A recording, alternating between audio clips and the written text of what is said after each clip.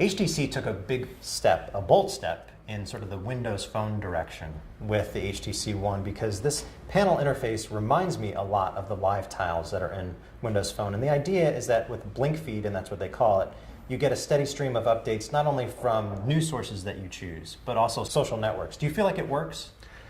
I don't think a lot, you know, we don't have the evidence to show it, but I wouldn't use it. And the reason I wouldn't use it is it's entertaining, but I think a lot of times people open up their phones and they want to do something. Right. And this doesn't give you your most important information, your email. It's just entertainment. And so I think a lot of people are going to end up either disabling it or just quickly swiping away to get to their icons. Right. For me, it depends on the user. So if you're a power user and you need to have like your home screen filled with icons, you can actually make this your default home screen if you want. But for me, because you can personalize it, and a lot of people just snack on content while they're using their phones, I actually like it maybe more than some other people do. So I feel like their HTC is a little bit fresher than the Samsung Galaxy S4. But what about their interface? If you look at, there's a ton of new features, but the overall look and feel of the UI is very similar to the S3. Do you feel like that's a good thing? You know, it's certainly easy for people who have followed Samsung throughout its evolution. I'm not one who thinks that the Samsung Touch with Skin looks very attractive.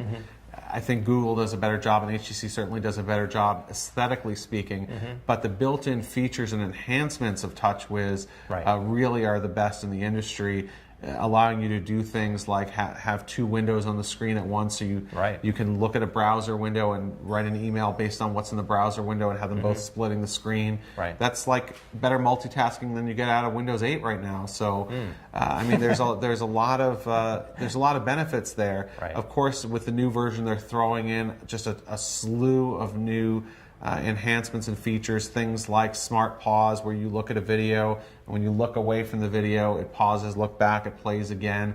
I love the gesture control features that they're doing now, where you can actually swipe forward and back with your hand to get through browser tabs, or control music, or answer a call when you're in the car and it's on the dashboard.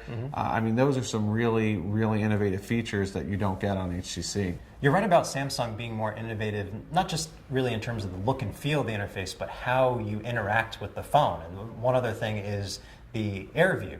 So whereas on the Galaxy Note you had to use a pen to hover over stuff to preview things like the first two lines of an email, you can now do that with just a finger. Something like that actually amazes me. Were you impressed with that? I was really impressed with that. On the prototypes we used, it didn't always work as well as we wanted it to. Sometimes we ended up tapping something when we didn't mean to, even when we were just holding our finger a little above the glass.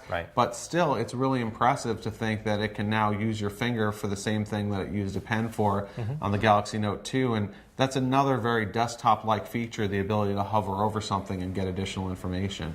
And I also love the swipe feature too, because if you're at home, for example, and I'm always doing the dishes and trying to play music at the same time, and you can just swipe to go forward in the track. And they also talked about being able to answer the phone while you're in the car just by waving your hand in front of the phone, right?